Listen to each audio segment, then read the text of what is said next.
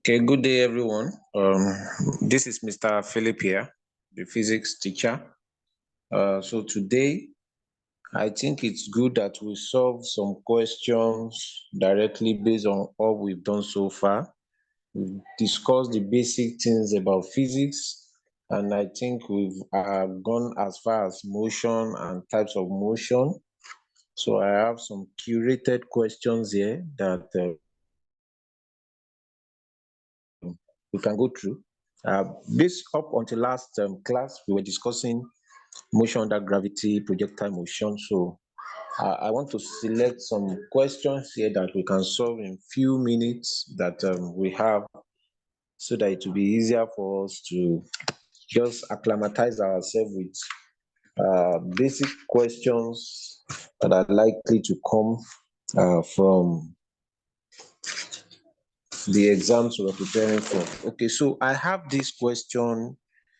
A stone is thrown vertically upward, and I think I gave this explanation in my last class, so it will be easier for you to relate with. Okay, a stone is thrown vertically upward and returned to the ground. Which of the following figure represent the velocity time graph? So I'm going to display those shapes or those graphs. So we have this. Don't forget its velocity against time. So V is here, T is here. So this is option A. And then we have option B. Okay. Option B is here. This one gives us something of this nature. Okay, this is your V, this is your T. So this is option B. Then we have option C. And our option C looks like this. Okay, you have your velocity, you have your time. And then the last option, this is option C. Then the last option, option D, that one goes this way. Okay. So they said that, okay, so let me still demonstrate. Let me label this. This is our V and this is our T. Okay. All right. So looking at all of this, which one do we think should be the correct answer? Maybe I should just give a minute or 30 seconds, because these ones are just application questions. They are not calculation really. Just apply your knowledge in the basic definition and explanation on velocity time graph should be able to save you a lot of error here. So tick, tick, tick, tick, 10 seconds more. Okay. Or did I say more? Left rather, 5 seconds left. And it's gone. So I want to believe you have picked an answer already. So I'm going to pick my own answer now. If you have picked this, you would have been wrong. A is not correct.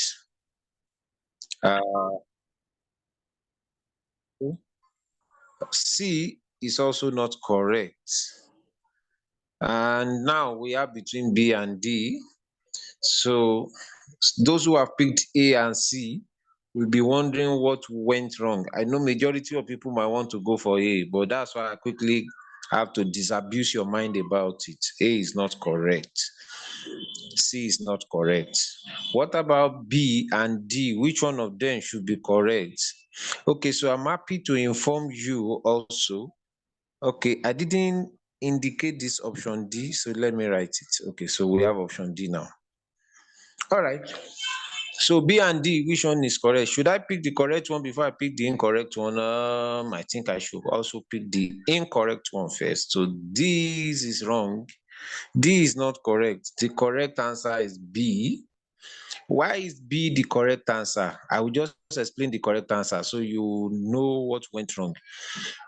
The velocity as the time is increasing, don't forget that the stone was thrown up. So as it is going up, there is what we call air drag on it. The velocity will be reducing. Throw anything up, it will go up and stop. That means for this thing to stop at the highest point, velocity must have been reducing gradually. And then when the velocity reduces to a point, it will have to stop momentarily. Then it will start falling. And at the time it starts falling, don't forget that time is still increasing. And that is why this one, the time will keep increasing, irrespective of how far the stone has gone up. Time, when you start at 00 using stop clock, you will see that time will be ticking. So time is never reduced. And that is why this will not be, the option D will not be correct, because you cannot have negative velocity. So the velocity will be reducing until it gets to maximum height. Then once it stops at the maximum height, momentarily, it will start coming down. And as it is coming down, the velocity will be gaining momentum. The velocity will be increasing again until it falls back to the point from where it was thrown up. So that is why B is the correct answer. If you check this first one, when you throw something up, velocity can never increase. It can only reduce.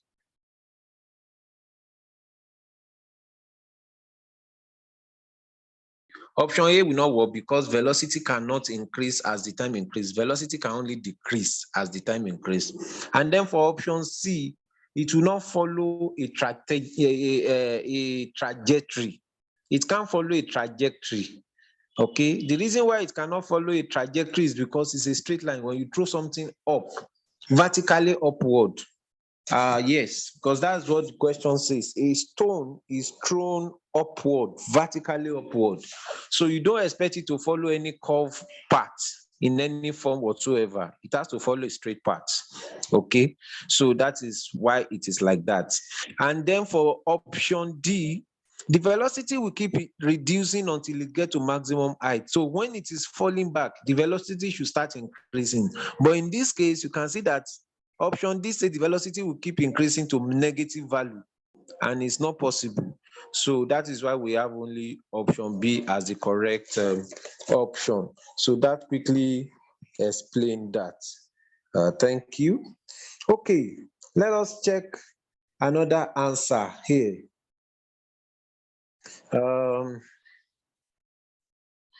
Okay.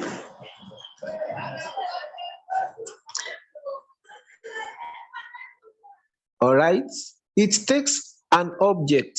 I'm dictating another question entirely now. So please, you have to pardon me. I can't write all the questions because I'm not, I don't have the soft copy of these questions. That's why I cannot share it. So pardon me, just follow the voice prompt and I'm going to be as slow as possible.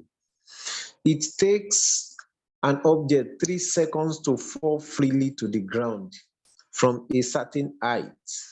I come again. It takes an object 3 seconds to fall freely to the ground from a certain height. Full stop. What is the distance covered by the object? What is the distance covered by the object? If it takes an object 3 seconds to fall freely to the ground from a certain height, what is the distance covered by the object? So let us state our parameters. At least we've been given t to be equal to 3 seconds. 3 seconds. The time it takes the object to fall to the ground from a certain height is 3 seconds. So here we are going to assume that our acceleration due to gravity is 10 seconds. 10 meters per second square rather, because an acceleration, 10 meters per second square. All right. We are going to assume that 10 meters per second square. And now, which equation of motion will give us the distance covered? Which equation of motion will give us the distance covered? You know that when something is coming from a particular height, when a stone is coming from a particular height, initial velocity is 0. So let's check this. If we use S is equal to UT plus half AT squared. If we use this, what can we talk about? For a vertically accelerating object, the distance will turn to height. Initial velocity will be 0. I just said that if an object is coming from a particular height, initial velocity is 0. Then plus 1/2, our acceleration becomes acceleration due to gravity, and then here we have t squared. 0 times t will give us, I could have written my t to be 3, of course, I'm going there, but I just needed to balance the equation first before I move further. So you have your h now to be equal to O times t is 0, 0 times t is 0, so you have half gt squared. So the height we are talking about now, we can now put the values we have. The height will now be 1/2 multiplied by 10 multiplied by 3 squared. So you now have 10/2 times 3 squared is 9. So 2 here is 1, 2 here is 5. So the height that object is falling from will be 5 times 9, which is 45 meters. 45 meters. So sorry, let me correct this. Okay, 2 here is 1, so I can put the 1 here. 45 meters. So this is the height from which the object is falling. Let me dictate the question that led to this answer first. He said if it takes an object 3 seconds to fall freely to the ground from a certain height, what is the distance covered by the object? So the only parameter we're given is the time it takes. Of course, we know that acceleration due to gravity is mostly constant in most of these questions. So we should not be bothered. Most times we will not be given because the examiner must have assumed that we know what we are doing. And then of course, it will not be difficult for us to get that done. All right. Thank you. So that is the answer. I have another question here. Just based on the few classes we've had so far, is why I'm giving all these questions. Generally, equation of motion, motion under gravity. We're still going to check some other questions. I think I'm interested in this one. This one now is something I've discussed before now. So application questions are coming in. So listen to this question. Let me create a new whiteboard for you. He said, a stone and a feather are dropped from the same height above the Earth's surface. Ignoring air resistance, which of the following is correct? I want to repeat that question. A stone and a feather are dropped from the same height above the Earth's surface. Ignoring air resistance, which of the following is correct? Okay, so we have 4 options that we're going to be reading out. The first one says the feather will Can be you blown repeat away. the questions again? Oh, okay, let me repeat it. I'm fast, Abby? Yes. Oh, sorry. So let me come again. A stone and a feather are dropped from the same height above the Earth's surface. A stone and a feather are dropped from the same height above the Earth's surface. Did you get that? Yes, sir. Okay. Ignoring air resistance, comma, which of the following is correct? Ignoring air resistance, comma, which of the following is correct? So that's the question. That's the question. So I want to give up all the answers that are here, just the 4 of them. The first one says, the feather will be blown away by the wind while stone will drop steadily. That's the first option. Option B, the stone and the feather will both reach the ground at the same time. That's option B. Option C, the feather will reach the ground first. Then option D, the stone will reach the ground first. So can you guess which of them should be the correct answer?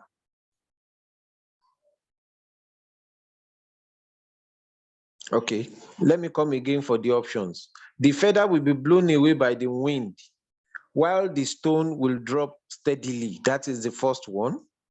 Second one says that The stone and the feather will both reach the ground at the same time. Then option C says the feather will reach the ground first, and option D says the stone will reach the ground first. So which one do you think is correct? A. A. Yes. Okay. A says the feather will be blown away by the wind, while stone will drop steadily. Okay, that's not actually correct. Because if you follow the question says we should ignore air resistance. It means that air is not a factor to be considered. When there is presence of air that is moving around, that is when you have a wind. A moving air is called wind, right? A moving air is called wind. Air is all around us, according to the knowledge we have in chemistry. Every space around us, at least on this earth, is filled with air. So when air begins to move, and it depends on the speed with which such air moves, so we call it wind. When it is moving with greater speed, we call it hurricane. There are different types of hurricane, all right, but we are not going that far today. So ignoring air resistance means there is no factor considering the action of air.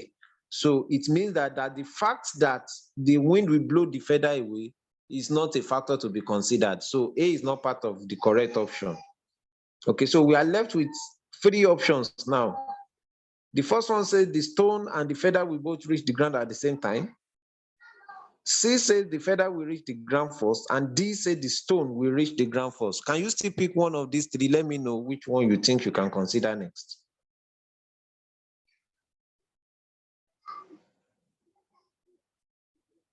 Hello? Can I come again? Yes, sir. Now, I've said A is not correct, and I've given you why, right? Yes. Okay, so now let's consider there are three options left. Is either they both reach the ground at the same time, that is option B, or C, feather reach the ground first, or D, the stone reach the ground first. So which one should you pick now?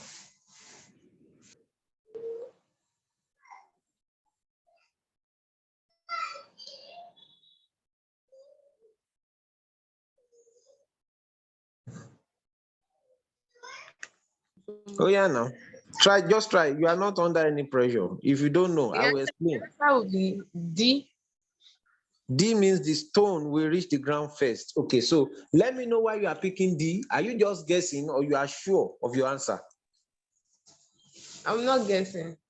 You are not guessing. You are very sure. No, like the weight of the stone, like with the feather, there's a difference between them. The weight is the difference. Okay, now I get. You are using your own. There, there is one thing about science. Science is not based on feeling or personal opinion. That's why you were taught science, that you have to go through some level of hypothesis testing, and then before it becomes a law, you must have tested several factors. Okay, so in this case, well, that is what normally everybody will go for, but it's not a correct answer. The stone will not reach the ground first. So the correct answer is B. Both the stone and the feather will reach the ground first. And I'm going to tell you why. On this earth, every falling object falls with the same acceleration due to gravity. Every object, any falling object, falls with an approximate value of 10 meters per second square, or more precisely 9.8 meters per second square on the average on the Earth's surface.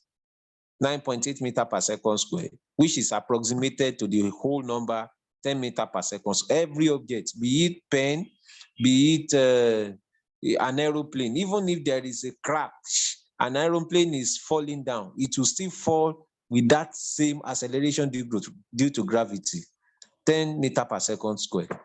All right. Now, if air is not acting on whether the feather or the stone, then they must reach the ground together at the same time. That's the correct answer. That's the correct answer. All right. So the correct answer is both of them will reach the ground at the same time. when there is no action of air. All right. So then I want to quickly say this, and I want to use this to test your knowledge of weight, or mass rather, not that weight. 1 kilogram of stone and 1 kilogram of feather, which one is heavier?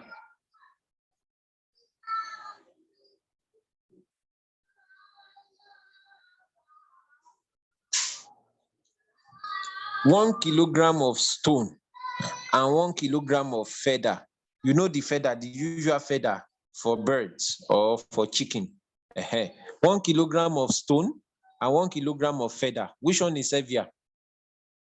If you are still there, you can hear me. Let me know. If you don't know the answer, tell me I don't know. So I want to guess. Okay, go ahead, guess. You are allowed to guess. 1 kilogram of feather. Is heavier than 1 kilogram of stone? Yes. Okay, and because you are guessing, there is no crime in guessing, but that's not the correct answer. Oh my God. Oh, sorry, sir. It's okay. No, don't feel bad. If you had known it, you don't need to come over here. It's because you need to know. That's why you are here, right? So a kilogram is a unit.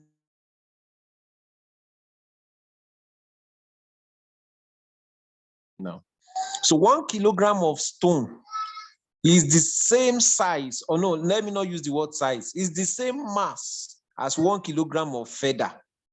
Now, what will be the difference between them is the size in terms of volume. 1 kilogram of stone might be very heavy and one small thing that somebody can use one hand to carry. But 1 kilogram of feather means you have to gather several feathers together before you can weigh 1 kilogram. That is just it. But they are going to be heavy, the same thing, the same heaviness, because it is 1 kilogram.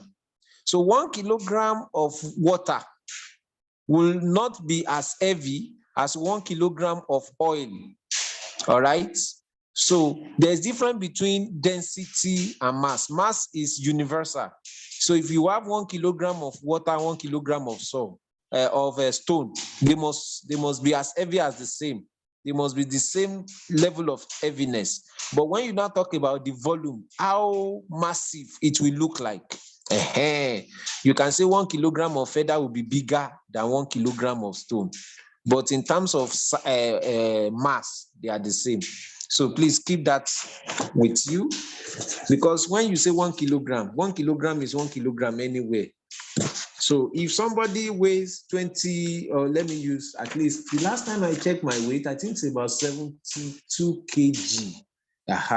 So if someone is weighing 72 kg in Nigeria and another person is weighing 72 kg in USA, they have the same mass because it is 72 kg. That's the same mass. So I can put a bag of sand, 72 kg, somewhere, and me too, I weigh 72 kg. We have the same mass.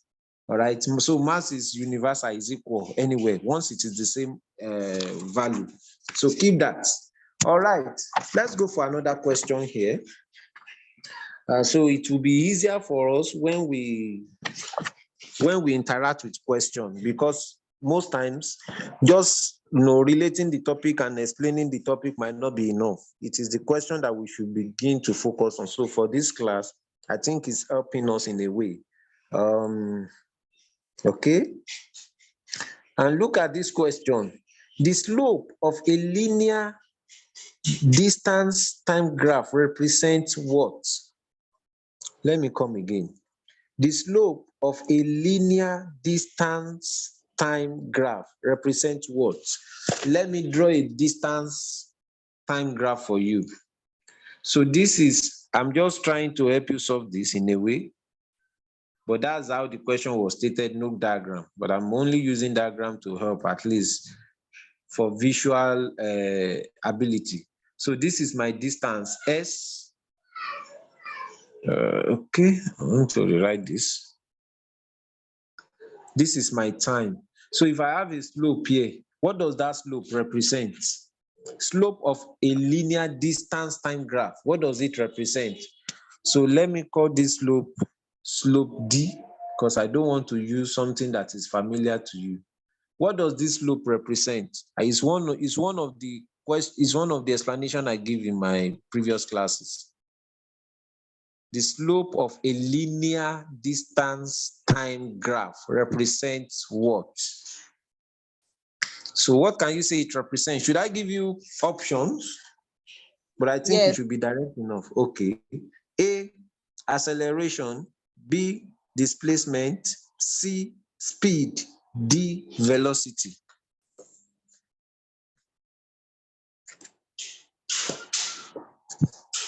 Let me come again. I want you to process it.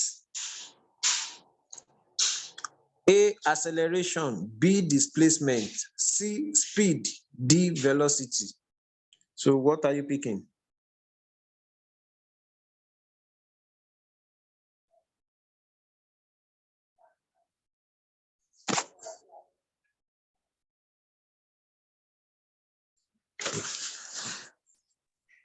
Speed. Speed. Speed is very correct. Speed is the rate of change of distance with time. I love that. Speed is option C. Yeah, correct. Speed is distance over time. To find the slope, don't forget that slope is change in speed over change in time. That is speed. That's how to calculate slope. So when they say find the slope of a distance time graph is a speed. But the slope of a displacement time graph is not a speed, it's velocity. So please note that. I love the fact that you attack it once and you get it right. That's a very good one. That's a very good one. Very, very good one. All right. Can I move to the next one? Yes, sir. Oh, good. A body, this one is calculation. A body accelerates uniformly from rest at 2 meters per second square. A body accelerates uniformly from rest at 2 meters per second square. Full stop. Calculate the magnitude of its velocity after traveling 9 meters. Calculate the magnitude of its velocity after traveling 9 meters. So let me come again with the question. A body accelerates uniformly from rest at 2 meters per second square. Full stop. Calculate the magnitude of its velocity after traveling 9 meters. Okay. Do you think you have an idea of how you can solve that? I'm going to try. Okay, good. I love trials. Please go ahead.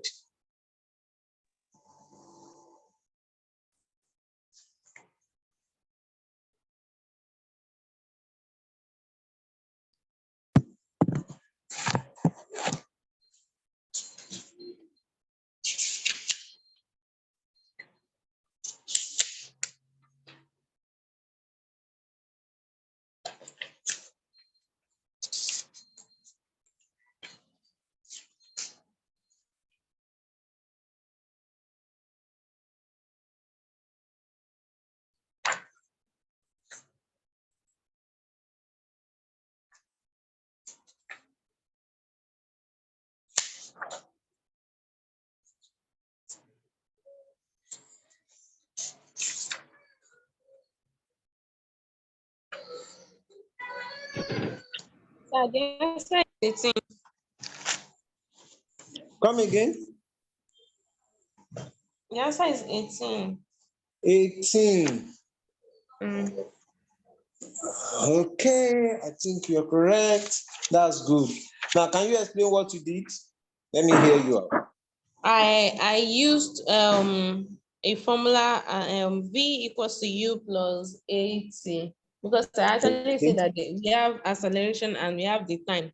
So and a body accelerates uniformly from rest. That's the initial velocity will be 0. So I actually used that for it. Oh, that's interesting. That's interesting. You are correct. You are correct. You are correct. Okay. Okay. But now I'm saying something. Did you use the distance traveled 9?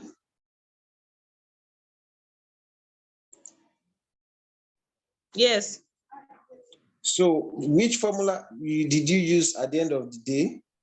V equals to U plus 80.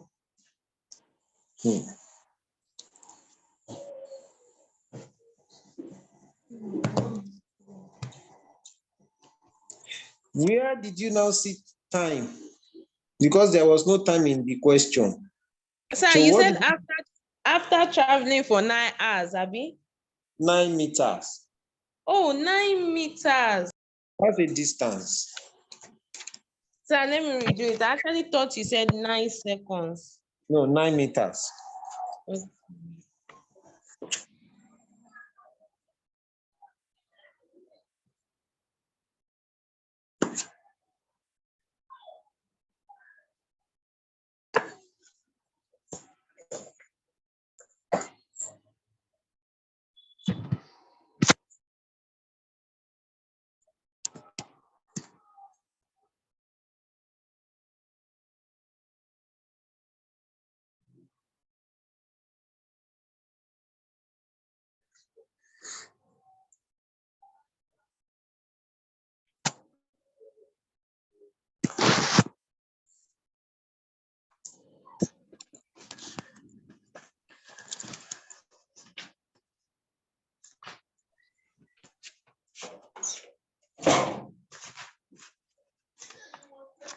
Hello. Yes, sir. Okay. We are still on. What do you say? We are still on. We are still on. Okay. You have 6 minutes more, but if you need extra minutes, I can see that you and Suliat, you guys are enjoying the class. Maybe we can. I can log in again. You log in back, then you guys can continue. You get? Okay. Just let me know Let's see how how it far goes. that goes. All right. Suliat, should we still continue till about 7 o'clock? Are you okay with that? Yes, sir. Okay, that's interesting. So once this time is out, we'll come back using the same link. Okay. Yeah.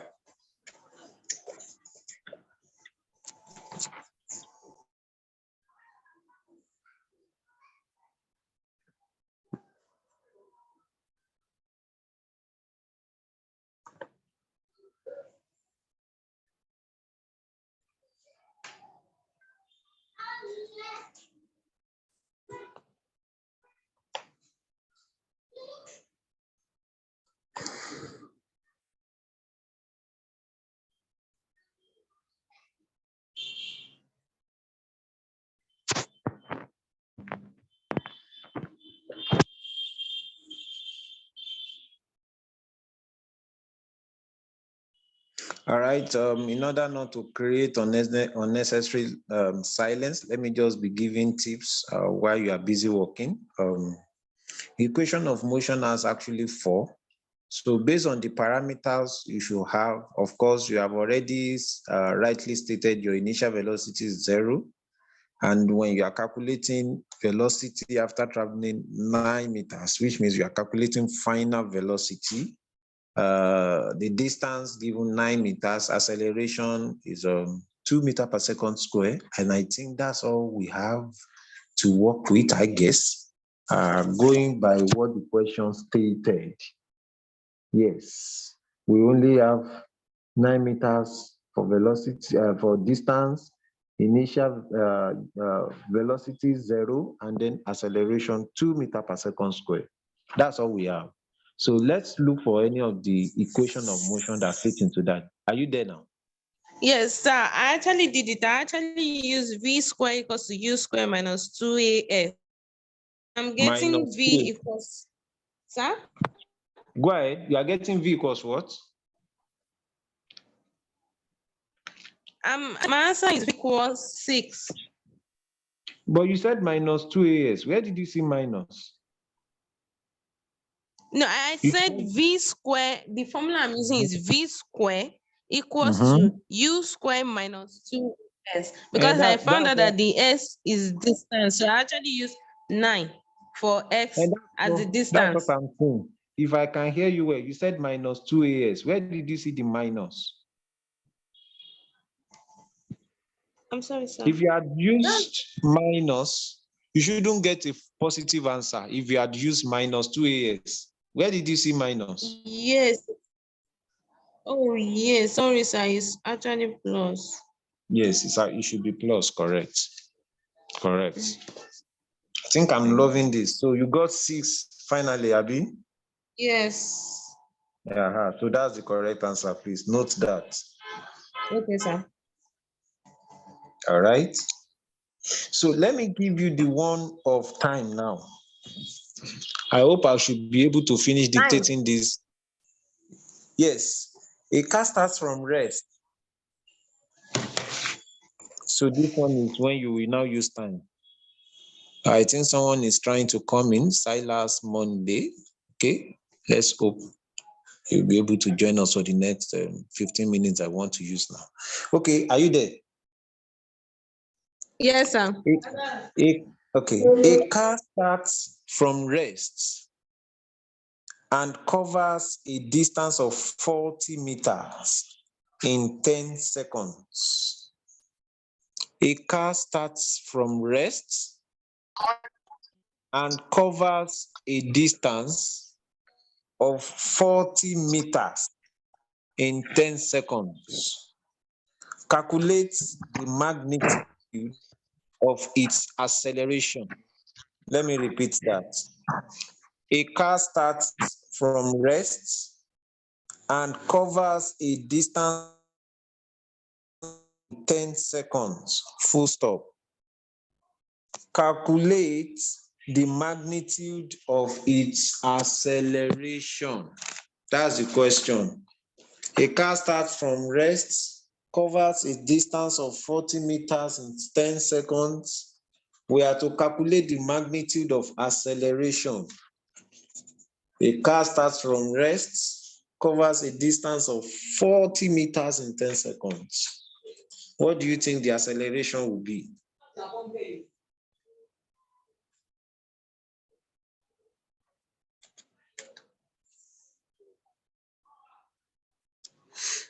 Okay, if you want me to relate the answers to you, I can do that.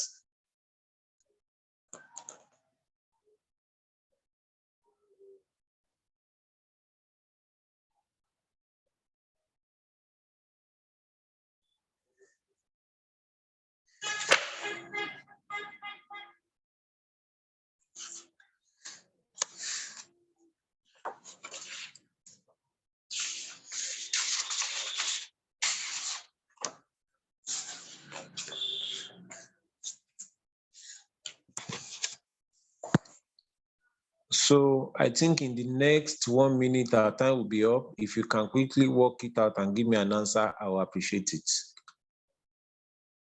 Also, this time around, you are using an equation with time 10 seconds, distance 40 meters, and then because it's starting Hello, from sir. I rest. realize you've not been using your board. You've not been sharing your